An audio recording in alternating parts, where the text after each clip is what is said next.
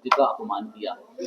देखिए, मैंने पहले कहा पार्टी की जो हमारी विचारधारा है, जिस प्रकार से पार्टी ने हमेशा बाबा साहब डॉक्टर भीमराव अंबेडकर का आदर सत्कार किया है, सम्मान किया है। कहीं पे भी भारतीय जनता पार्टी का कोई छोटा कार्यकर्ता हो या हमारे देश के गृह मंत्री हो, किसी भी प्रकार का मन में कोई इस प्रकार की इंटेंशन नहीं है। जो वक्तव्य आदरणीय गृह मंत्री जी ने सदन में दिया, पार्लियामेंट में दिया, उसका एक छोटा सा अंश, एक छोटा सा पार्ट काट करके किस संदर्भ में था वो भी नहीं दर्शाता है, और छोटा सा पार्ट काट करके जनता को गुमराह करना चाहती है। दरअसल कांग्रेस के पास इस वक्त कोई एजेंडा नहीं है, कोई मुद्दा नहीं है, कोई अट्रैक्शन नहीं है, कोई फोकस नहीं है। इसलिए इस प्रकार का सेंसिटिव, संवेदनशील एक इश्यू उठाकर और जनता को गुमराह करके अपनी तरफ वो अट्रैक्ट करना चाहती है।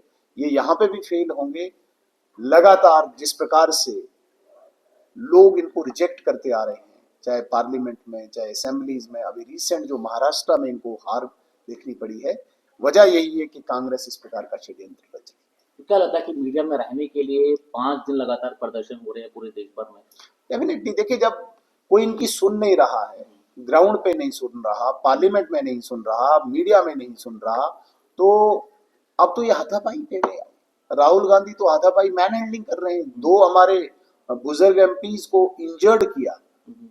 तो इस प्रकार का घटिया एक जो प्रदर्शन वहां पे हुआ है पार्लियामेंट में, देश की जनता इनसे सवाल पूछती है, देश की जनता कांग्रेस को लानत भेजती है।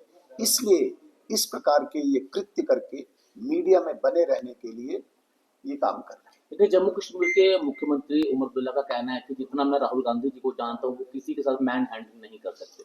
नहीं, अगर सर्टिफिकेट ही उमर अब्दुल्ला साहब देने वाले हैं तो उससे पहले वाले उनके स्टेटमेंट देख लीजिए, क्या क्या बोलते हैं वो कांग्रेस के लिए। उन्होंने ईवीएम पे उनको बोल दिया, उन्होंने वो दूसरा इश्यू उनका कांग्रेस का ईवीएम के अतिरिक्त एक और इश्यू उठाया था उन्होंने, एक और इश्यू उन्होंने उठाया, मैं अभी भूल गया। लगातार वो स्टेटमेंट दी। उमर अब्दुल्ला साहब कंफ्यूज है इस वक्त। एक्चुअली वो सरकार तो बना गई, लेकिन लोगों को झूठ कह के, क्योंकि नेशनल कॉन्फ्रेंस झूठ का एक पुलिंदा है। 1931 से इनकी हिस्ट्री स्टार्ट होती है, शेख मोहम्मद अब्दुल्ला से, तो अभी उमर अब्दुल्ला पे पहुंची है। अब इनके पास कोई उस प्रकार का जवाब नहीं है। कभी ये 370 की बात करते थे, 35 की बात करते थे, बिजली की बात करते थे, पानी की बात करते थे, सिलेंडर की बात करते थे। अब इनके पास कोई जवाब नहीं है। इसलिए कंफ्यूज्ड स्टेटमेंट्स, एक दिन हक में बोलना है, दूसरे दिन उनके विरोध में बोलना है।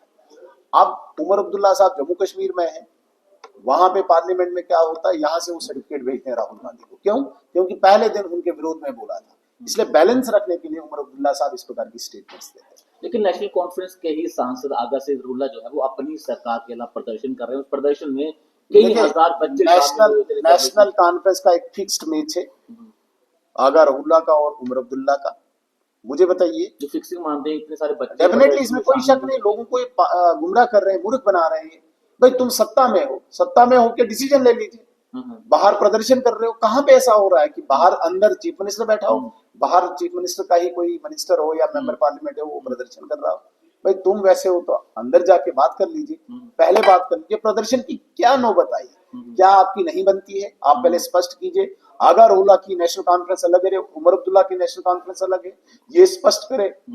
अगर ये एक ही पार्टी है, फिर इनको गेट के बाहर और गेट के अंदर रहने की क्या आवश्यकता पड़ती है? अगर ये दोनों अलग अलग पार्टी है तो फिर आइए, आप बाहर आइए। आगा रहुल्ला साहब, ये लोग समझते हैं, ये जम्मू कश्मीर की जनता जानती है आपकी क्या फिक्सिंग है। 6 महीने के लिए आपने फिर एक वाहवाही बटोरने के लिए एक ड्रामा रचा है। आप जिस मांग को लेकर वहां प्रदर्शन हुआ था, क्या आप इस मांग का समर्थन करते हैं? रिजर्वेशन को लेकर उन्होंने वहां पर प्रदर्शन। देखिए, आज मैं अपने मुद्दे को भटकाना नहीं चाहता हूं। आज विशेष रूप से हमने पूरे देश में जो प्रेस कॉन्फ्रेंसेस की है, प्रेस वार्ता की है, शुद्ध रूप से कांग्रेस से अब माफी की मांग करते हैं। जिस प्रकार से उन्होंने बाबा साहब भीमराव अंबेडकर को अपमानित किया है, आज केवल इसी मुद्दे पे अगर हम